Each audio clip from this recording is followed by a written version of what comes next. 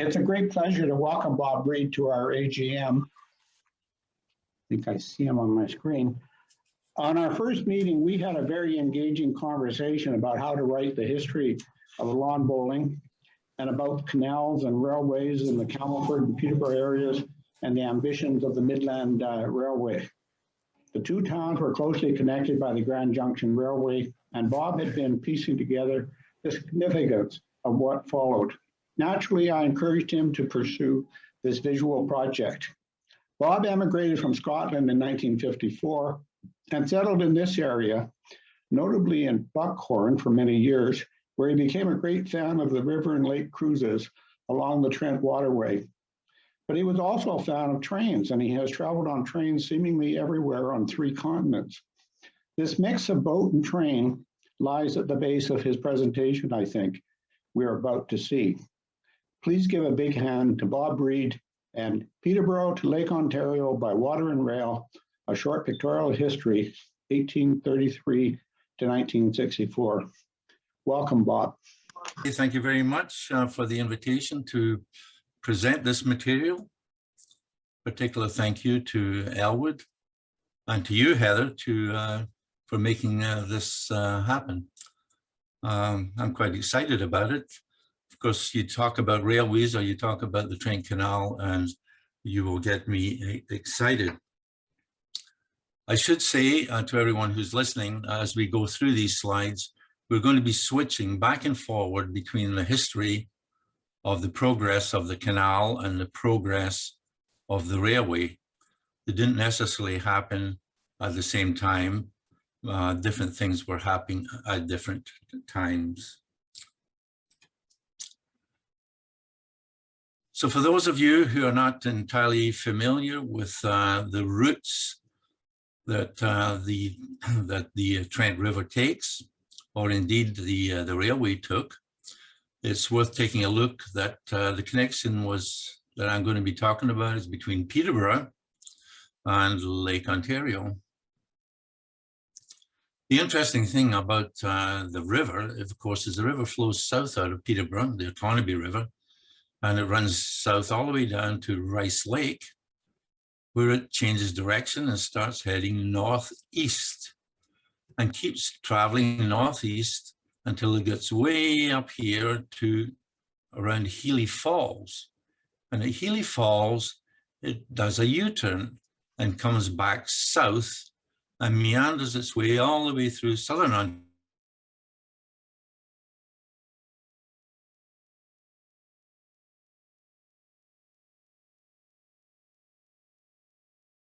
And was much shorter, as you can see from this, the red line. This is the route of the railway. And I'm getting a signal that says my interconnect. Oh, there it goes. It said things were unstable, but maybe the propane has kicked in. And so the railway route was much more direct down to Belleville. But by taking that direct route and avoiding having to go all the way up and around that northern loop of the Trent River, it meant that the railway had to cross the river, and not just at one spot, but at 2 places. The first coming from the south was at Campbellford, and then it headed over and crossed the river again at Hastings, and then headed in to Peterborough. So why do these things exist? Well, the canal originally was thought of as a possible strategic military route, but that didn't go anywhere. But more importantly, it was a trade route, thought of as a trade route from Lake Huron down to Lake Ontario. And that seemed to be a viable use of the waterway, because the canal at Welland, down from Lake Erie down into Lake Ontario, was rather primitive until about 1932, when it became a commercial viable locking system. The railway also had its eye on commercial business between Belleville and Peterborough, Peterborough being a bit of a hub of the railroad. And again, it was to facilitate trade down from Lake Huron to Lake Ontario. It also branched out a little bit into some other natural resources, particularly timber. But to go back a little bit in time, this is beyond the scope of the immediate scope of this presentation. The canal, or the Trent River, I might say, was not navigable, and there were no attempts to make it navigable until about 1833, when a lock was built at Bobcaygeon. And in fact, the lock that you see today, which you see on the right of your screen, that lock was about the third lock to be built at that location. Prior to all of that, there was a log slip, and that was common throughout the whole system. So the system was being used, but you could not navigate it. You could not launch a boat and travel all the way through. This is a good point to mention. This photograph you see on the right, taken somewhere between 1907 and 1924, is from the collection of David Eason. And David Eason, way back then, was the engineering superintendent of the canal. And much to our benefit, his hobby was photography. And he photographed a great deal of the canal back around that time period.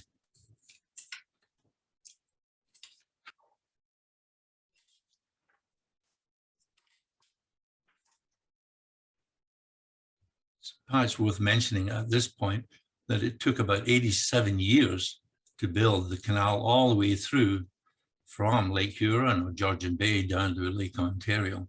So it was a long, long project, much affected by the politics of the day in Upper Canada. So as I said, we're going to be jumping back and forward between the railway and the canal. And here we are in 1837, where the canal was being made navigable through the town of Hastings.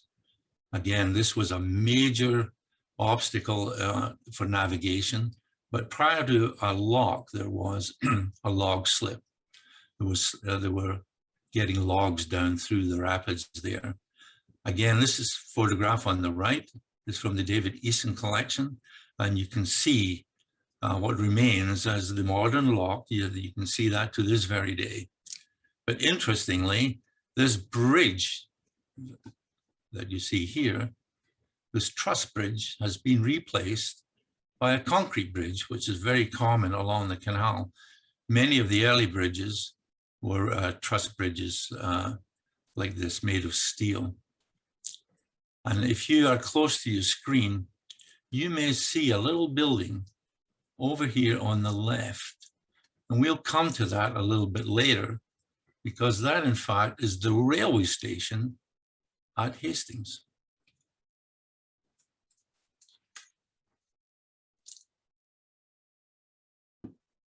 So where did the railway thing get started? Well, in 1852, the Grand Junction Railroad got a charter to build the railway. But in 1854, just a couple of years later, the Grand Trunk Railway acquired that charter, and they changed the name to the more common name for the railroads in the British Empire. They changed it to the Grand Junction Railway. Railroads being more the American designation, and railways more the British designation.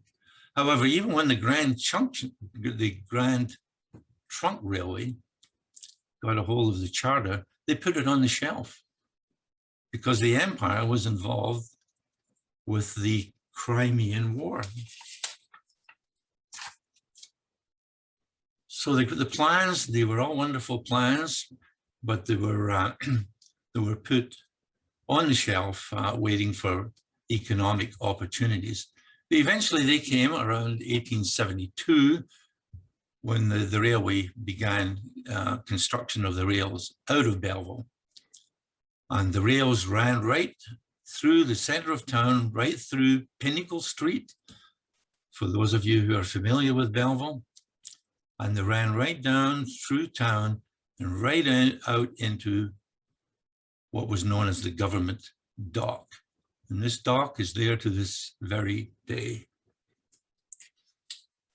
It's also interesting to note the original tracks were on the west side of Pinnacle Street. And the citizens, for one reason or another, were not terribly happy about that. Maybe the people on the west didn't like it and the people on the east weren't getting business, I don't know. But they petitioned to have the tracks lifted and they were relocated down the center of Pinnacle Street, right down to the government dock. So here's the government dock as it appeared, perhaps around 1873. And you can see the rail line went right down to the water's edge. And here, well, at least last year, I wandered down with my camera and was able to take the picture of the dock as it looks today. This looks like the same, exactly the same building, but the tracks, of course, are gone. It was a busy terminal. There were lots of three-mast schooners coming and going into this dock, picking up goods being transported down by rail. When the rail line was being built out of Belleville, it was on the east side of the Moira River. And eventually the railway had to cross that river and it chose a location at Foxborough. And this bridge at Foxborough is still there to this very day. You can visit Foxborough and it takes a little bit of effort, but you can find this bridge and you can actually still walk across it. It's a very interesting bridge. So that's how the rail line got from the east side of the Moira River over onto the west side and heading over towards Campbellford. So the track as it headed west went up through Stirling and the lines arrived around 1877. And here you see a very early photograph of the station. This building, this actual station, you can visit to this very day.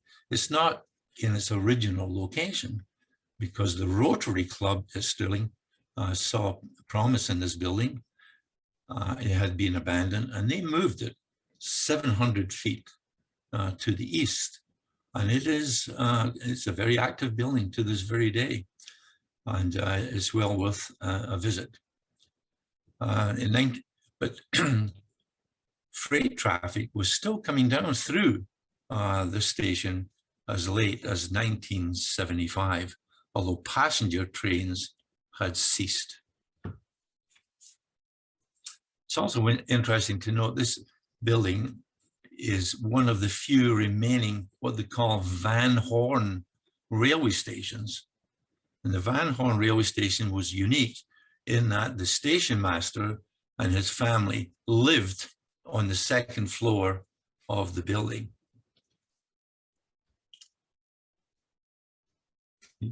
I hope you see my pointer moving around here, do you? It's there, okay. The Van Horn stations are quite unique. I believe there are only 2 left in all of Canada, this being one.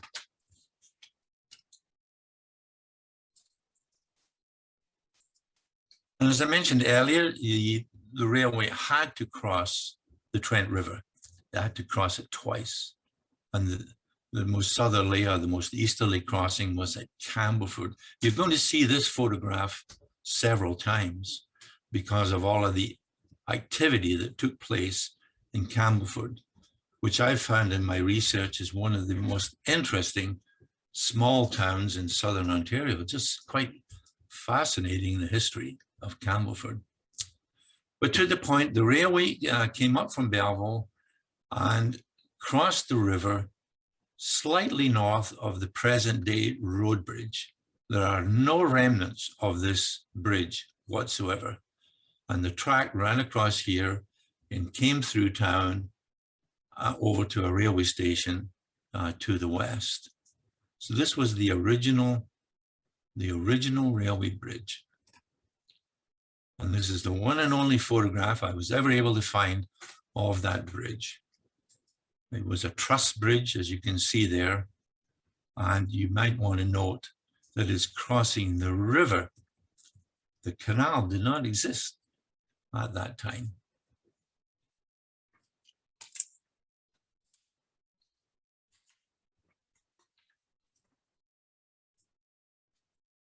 Before the bridge was built, the locomotives, the trains could come up from Belleville to Campbellford and then simply more or less turn around and go back. But once the bridge was built, there was a need for a railway station. And here is the original railway station that was built in Campbellford. That's a wonderful old photograph that I was able to find. I think it's somewhat fascinating to see, for example, these railway tricycles. This is a railway tricycle. And I don't know what you call one that's got four wheels. Four-wheeled, you could call it a four-wheel tricycle, but anyway, a four-wheeled vehicle. Very, very interesting. Also of interest is that Stan Laurel of Laurel and Hardy fame somehow got into that picture. The tracks headed over from Campbellford and headed towards the river yet again, and encountered the river slightly to the east of Hastings and traveled all the way down. There's a trail there to this very day. You can walk that trail, cycle that trail, and come down into Hastings proper, where there was a railway station right at this location, which is just adjacent to the dam. Those of you who are familiar with Hastings will have crossed the bridge at the dam many, many times. And then the track headed down a little further to the west and crossed another bridge here. This was the second bridging of the river, just a little bit to the southwest of Hastings. And that bridge is there to this very day.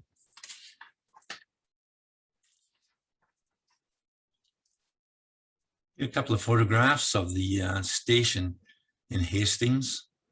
You caught a glimpse of it in that earlier slide. And the railway station overlooked the tracks and was facing the river. So more or less facing the actual village of Hastings. So here it was back in 1879. This photograph was taken in 1967. Unfortunately, it was burned to the ground in 1994. So there's no semblance of it today. Interesting old building. At Hastings, getting across the Trent River was not going to be easy. It was a major crossing, and the construction required was quite major. And these were typical construction techniques back in those days. Obviously, not taking full account into the safety of workers. I often wondered if some of these guys ended up building skyscrapers in Manhattan, but there you go. They built the bridge across the Trent River at Hastings. Here's a more up-to-date photograph showing the whole bridge, which exists. You can go there and you can walk across it to this very day. It had a rotating section, which if I can find my pointer, this section here rotates, and they closed that into that position in the winter, so the snowmobilers and skiers can cross over this bridge as part of a trail system. And in the summer, they rotate this section, open it right up to allow for boating coming down through the canal.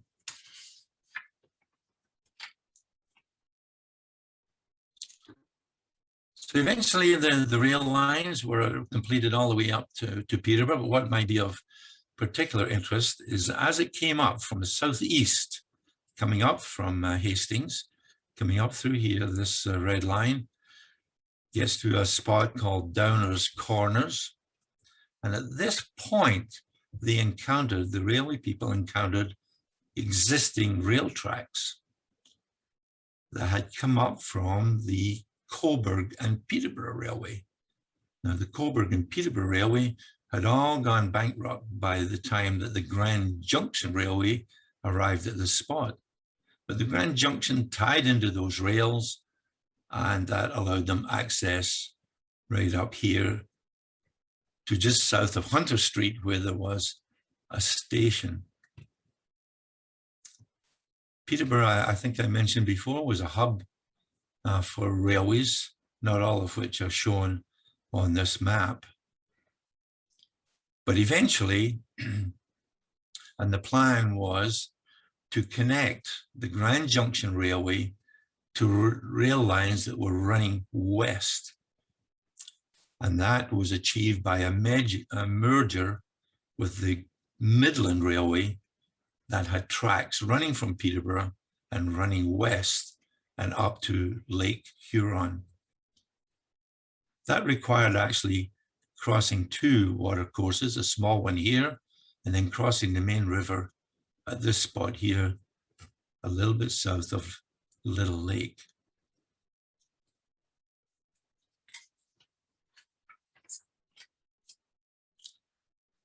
Elwood and I searched to see if we could find a photograph of the railway station in Ashburnham. We weren't able to find anything definitive, but we did find this photograph, which is often illustrated on Google as being the railway station at Ashburnham. But there's nothing to substantiate that. This might have been the station, might not have been the station. But in either case, it probably would have looked something like this. And if I haven't said before, the rail line coming up from Coburg to Peterborough and from Belleville to Peterborough, actually neither of them went to Peterborough. Both of them went to Ashburnham, which is on the east side of the Otonabee River. I guess nobody had heard of Ashburnham back then, and so Peterborough was the attraction. And I mentioned that when the railway had to connect over to the west side, it had to get over the river, the Otonabee River, and here is the bridge that you can see to this very day. You can go under the Hunter Street Bridge and look north, and you'll see this bridge. This is an interesting photograph of CN 6060, a famous Canadian steam locomotive hauling an excursion train over that bridge. And the other little water course they had to cover is this bridge, which is up behind the Otonabee Inn.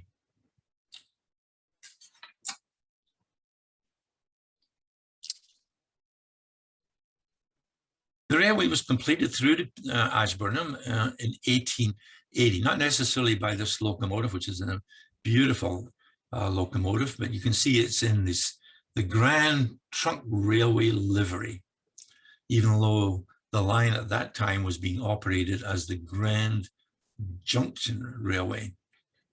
And a little bit of research revealed to me that this particular locomotive, this beauty that was built in Montreal, was used to haul the Prince of Wales across part of Ontario when he visited way back whenever.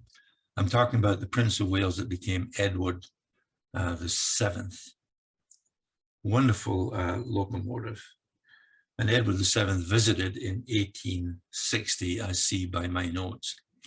He was supposed to take the Coburg to Peterborough Railway up across Rice Lake, but the bridging at Rice Lake was deemed to be too dangerous for him, and so he never had that experience. In 1880, the Grand Junction Railway merged into the Midland Railway, and then the Grand Junction and Midland Railway, this merger, that was all taken into the Grand Trunk Railway. My experience is most people know about the Grand Trunk Railway, but nobody's ever heard of the Grand Junction Railway, I suppose because of its short life. But it was all part of the the expansion of railways in Canada. For those of you who are fans of the Downton Abbey TV show, and this is fiction, of course, may recall that Robert Crawley, who was the Earl of Grantham, he plowed all of his wife's money, not his own money, because I think the man was broke, but he plowed all of his wife's money into the Grand Trunk Railway, And the Grand Trunk Railway went bankrupt. And that was the end of his wife's fortune. Here we are back at Campbellford again. We talked about the original railway bridge. That did, that did not work out terribly well. There were technical problems with the bridge and the tracks over on the west side. And so it was decided another bridge would be built. And so the railway folks, by that time it would have been under the control of the Grand Trunk, decided to build a bridge at this location. Now we'll come back to this. This is not the bridge that I'm referring to. This is not the second railway bridge, as you will see in a moment. So they built a bridge across the river. There was no canal. And here's a photograph of it here. It was built on stone-cut piers. And I'm not too sure if you can see all of the photograph on the right, but if you can, you will notice that the water levels, as the canal was being built, the water levels were raised such that it came up to just underneath this bridge. So that was not going to work out. But that was the second railway bridge built to get across the Trent River at Campbellford. By 1904, things were being finalized in Peterborough. And here we are up at Scott's Mills, that's Lock 19, just south of the Lansdowne Street Bridge. And again, from the David Easton collection, here's a photograph showing the lock as it exists today. But this bridge, again, it was a steel truss bridge, has been replaced with a concrete bridge.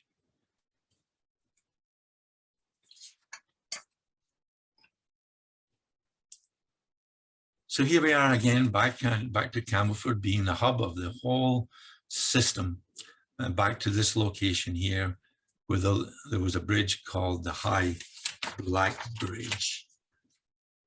The bridge I just showed you, that was abandoned, and a new bridge had to be built to allow for traffic coming through on the canal.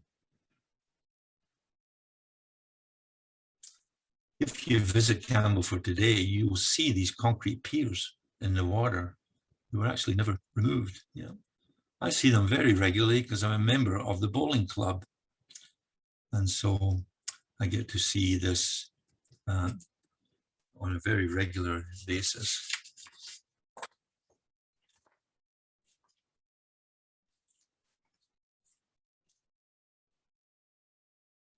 Here on the left, I suggest is a very, very interesting photograph.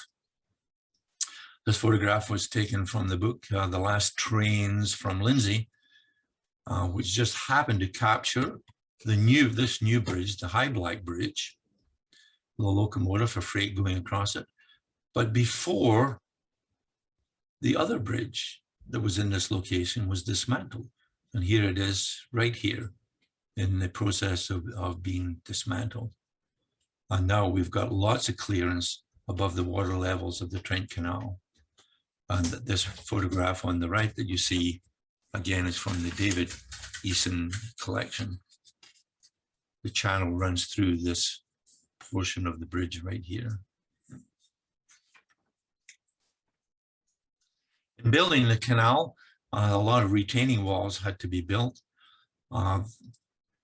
Campbellford today hardly resembles the way it was back when it was just a river. Everything changed when the canal was being built. And so that entailed retaining walls on both the west side and the east side of the river. And in fact, if you visit Campbellford today and you go over to this east side, it might occur to you that the road on the east side and the buildings on the east side are all below the water level. Here is the one of the road bridges. I'm not going to dwell on road bridges through Campbellford because at that location right there, there were 5 different road bridges. This one was number 4. And if we're lucky and it all works, you will see a short video of this bascule section of the bridge in operation. Very interesting. This photograph sort of gives you an aerial idea of things. The river actually came down, swept down through the town and down through Ranny Gorge, all before the canal was ever built. And to facilitate the canal, they dammed the river at this location. That's dam number 10. It's there to this very day, of course, although this one was replaced by a subsequent one. And if you go there today, you will witness a $640 million construction project because they're adding 2 sluice gates to this dam to facilitate any future flooding that might come down the river. Here's my bowling clubs situated right in this corner here, which is land that was probably created from excavated material from the canal.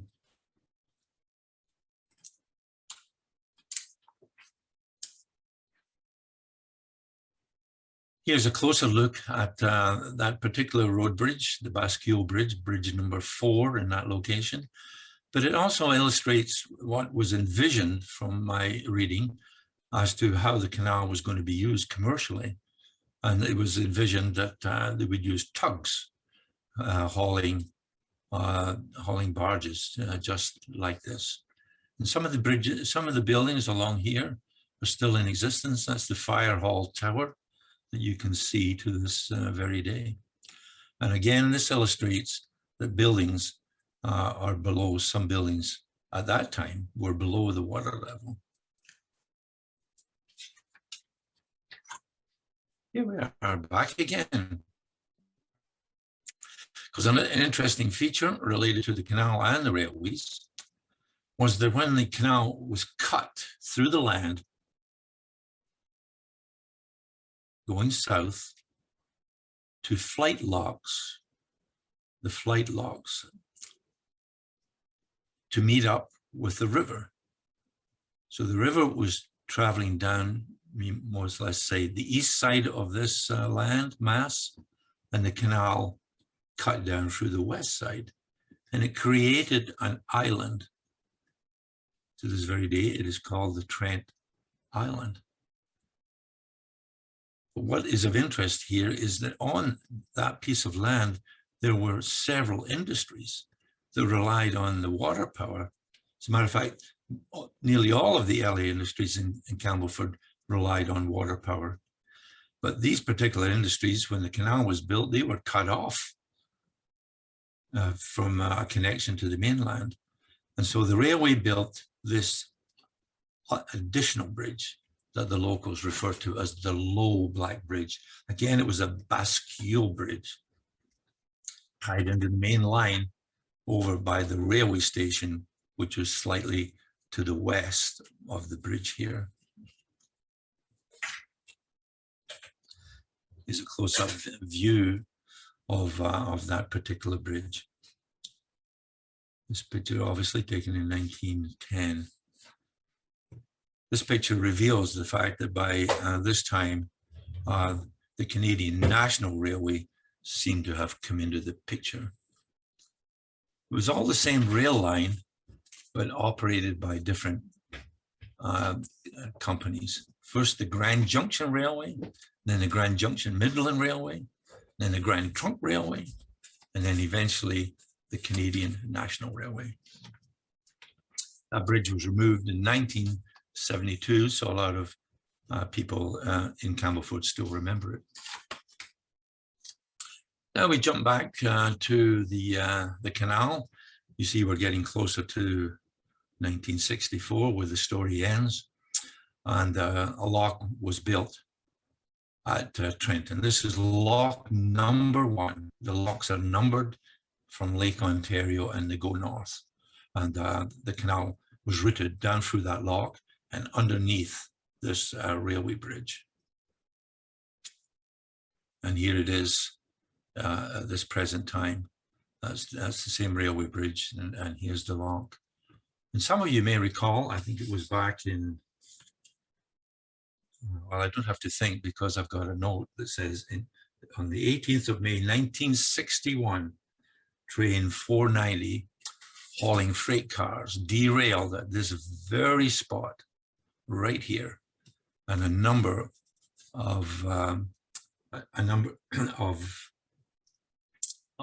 pieces of the train fell off the bridge and down into the canal at the lower side of the lock. It's quite a mess. And finally, by 1920, after some 87 years of stops and starts, the whole system was navigable from Lake Ontario all the way through to Georgian Bay. And one of the last obstacles was up at Big Chute. And they didn't build a lock at Big Chute. They contemplated it. They actually started to build one, but they abandoned it. And they built a marine railway instead. And here is the marine railway as it looked around 1917. That railway was abandoned and a brand new one was built. A wonderful piece of engineering, very worth a visit. And it's over here to the other side of the powerhouse.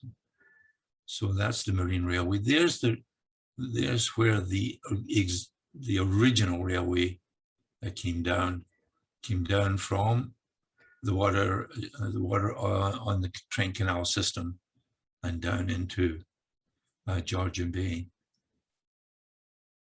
It may have occurred to some of you that the water seemed to flow in 2 different directions, because from Balsam Lake, if you look at a map, you will find Balsam Lake.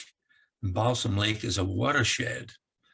And from Balsam Lake, the water flows south to Lake Ontario, but it also flows north to Lake Huron.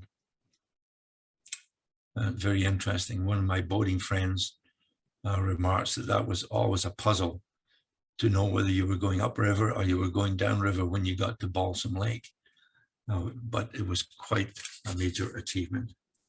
And Balsam Lake, I should add, is the 3rd highest point in the world that you can reach by boat from sea level.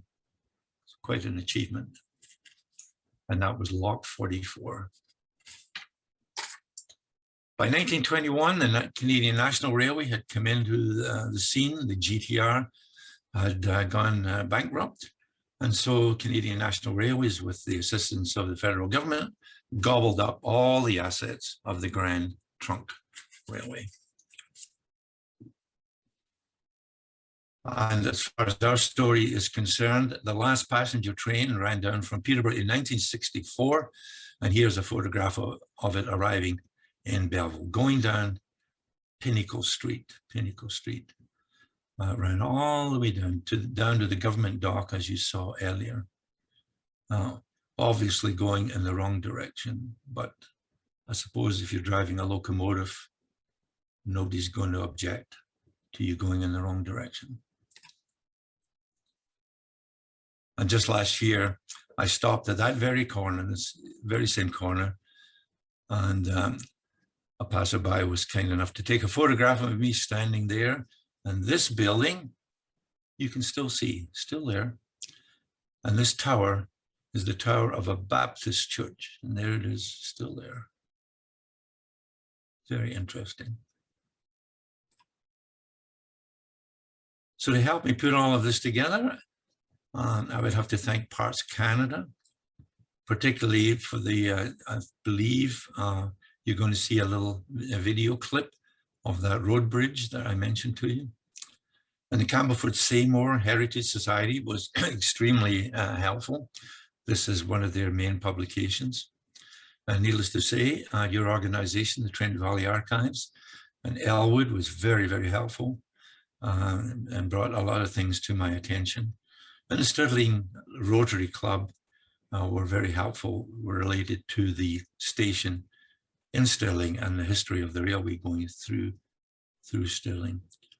This book here, A Respectable Ditch by James Angus, is the Bible for those of you who want to learn more about the Trent Severn waterway. Absolutely wonderful book.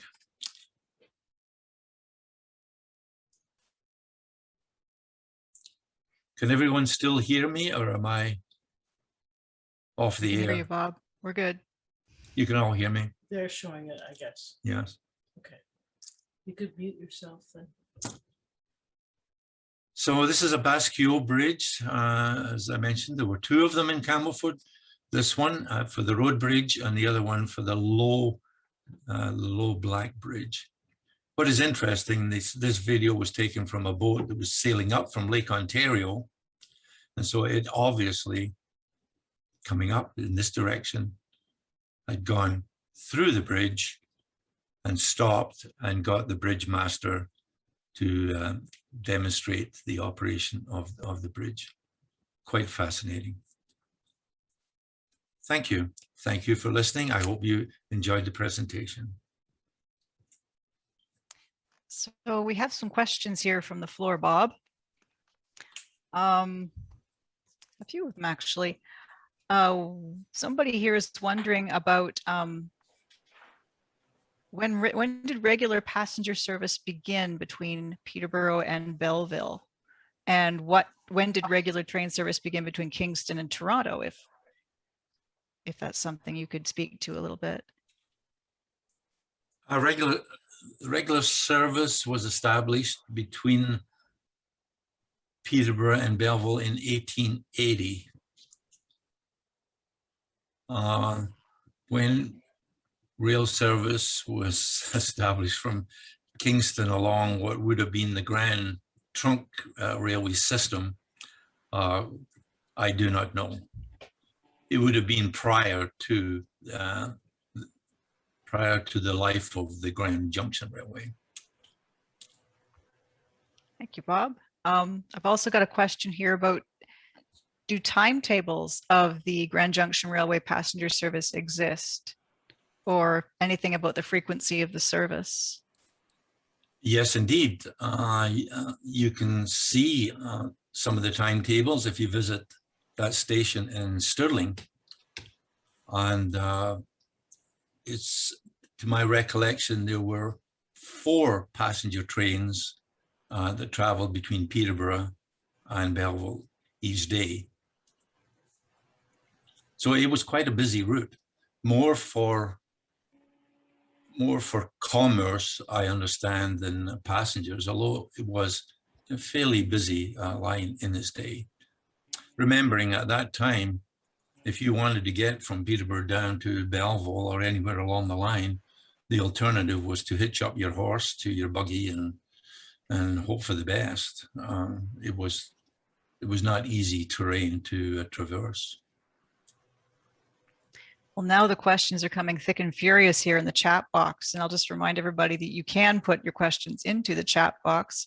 Thank you for your presentation. It says, oh, here we go. Do you know anything about the sunken railway at Rice Lake? I assume it was part of the Coburg line.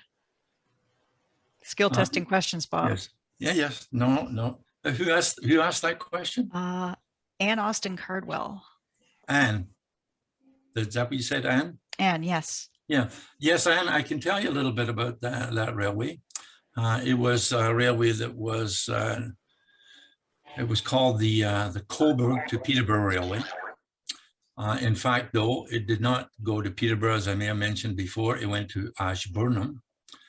And he came up from Coburg to the south side of Rice Lake to Harwood, a little community called Harwood. And you can go to Harwood to this very day, and you can see where that rail line came in to the south shore, and then it headed out across the lake. But when you look at the lake today, the lake level is much higher than it was when that railway bridge was built. The reason being the lake level was raised for the Trent Canal.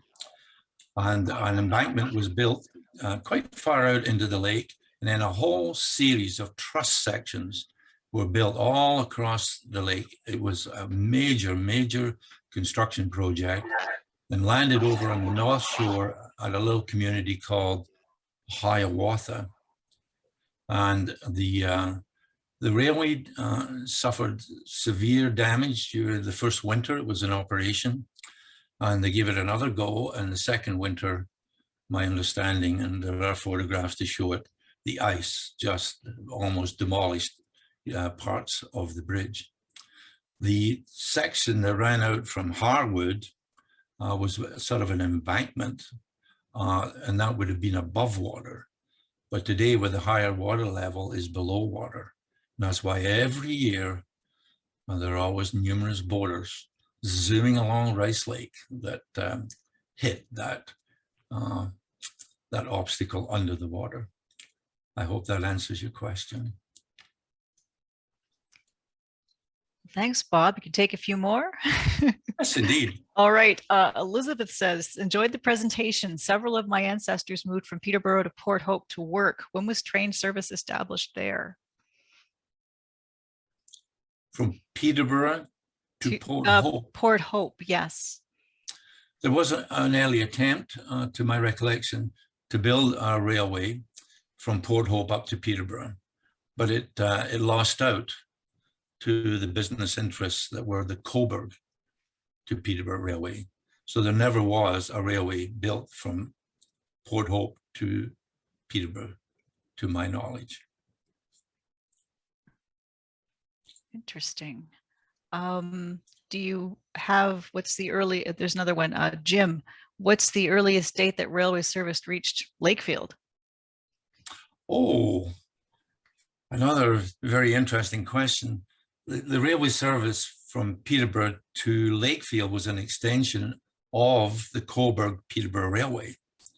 And I showed on an earlier slide where the Grand Junction Railway came up from Belleville and joined in with their existing rail track that ran up Ashburnham Street. Is it Ashburnham Street or Ashburnham Road? Ashburnham, I believe it's Ashburnham Street. And it continued on right up into Lakefield. And that was established before the Grand Junction Railway. So that would have been back in the middle of the 19th century. And some folks, including yours truly, can remember trains going all the way up to Lakefield. In my personal recollection was when the railway was delivering the houseboats for the Three Boys enterprise. And they brought them up by train all the way into Lakefield and offloaded them in Lakefield. Does that help? We'll know in a minute. I know you helped Anne from our comments here. She says, thank you. Okay, more skill testing questions, if you don't mind. Where was the Ashburnham rail station located exactly from Virginia? Oh, exactly. There's a mystery. Well, Elwood and I have put our heads together on that particular one. I don't suppose that we could locate it to within several meters, but it was on the west side of Ashburnham, slightly south of Hunter Street. So if you can visualize that, that would be a little bit north of Beavermead Park. No remnants of it today. You look over there and there's nothing to be seen. But just south of Hunter Street, just a little bit north of Beavermead Park, that's where the rail line was. And in fact, there was a bit of a terminus there. There were several tracks. So it was more than just a railway station. If this individual is tempted to go over there and search around and can find something, I would ask he or she to let me know. I'm sure Al would like to know as well. Thank you. Well, I was raising his hand. I think he'd like to say something. I was first talking to Bob about this. They're now building an apartment building on the railway yard. And I think they're calling it something like the railway yard. It's straight across from the Ashburnham mail house. But if you go between Hunter and Robinson on the trailway, the site of the train station would have been just to the west of the trail. And it's interesting, I've noticed that the fencing that goes along the edge of what was the former rail yard has a dip at the spot where the train station would have been. So that's where I would send our rail archaeologists if I ever find them, Bob.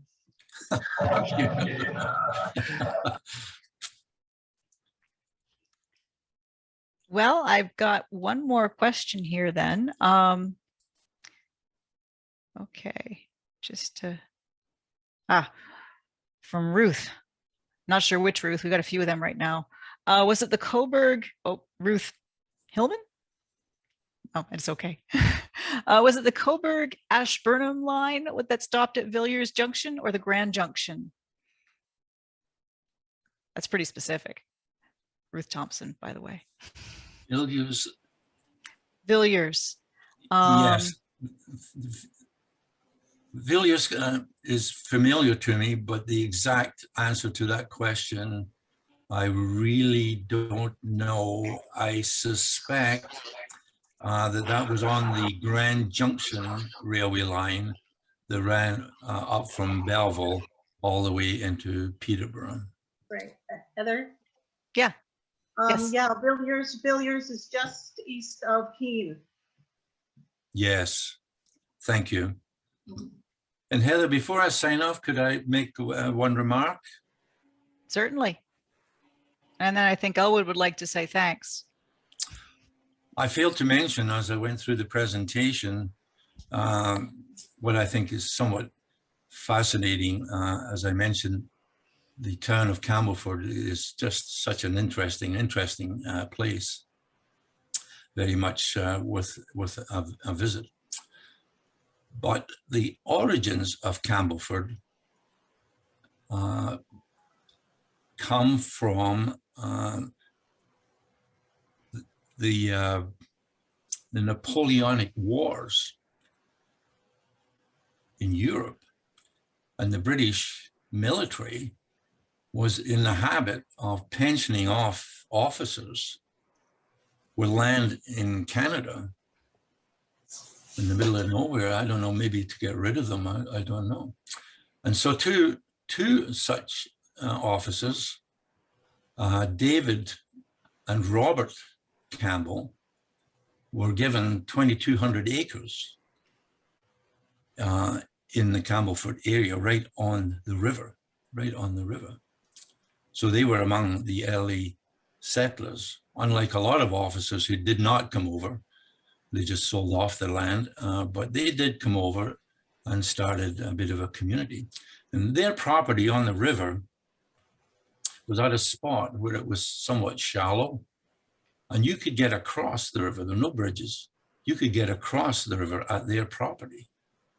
And so you could ford the river at the Campbell's place, and it became known as the Campbell's Ford. And that morphed into the name of the town today, Campbellford. And I find that quite interesting. And those Scottish officers caused me to attempt this whole presentation with a bit of a Scottish accent. that I hope did not throw anybody off course, but it was in honor of the Campbell brothers. Well, thank you very much, Bob. I didn't realize your Scottish accent had anything to do with the Campbells. That's good to know. What I found kind of fascinating here is that there's elements of the story that would be familiar to all of us in one way or another. But the routes of taking two routes and crossing them through and going through what is a way that nobody travels nowadays that makes this really quite fascinating. And to think that it all started because the lawn bowling club is trapped in by the railway and the canal, it makes it even more fascinating how small beginnings can really be helpful in these things. So at any rate, a very interesting and informative discussion to cut across the ways that we would never have imagined, and we're really grateful. Thanks very much.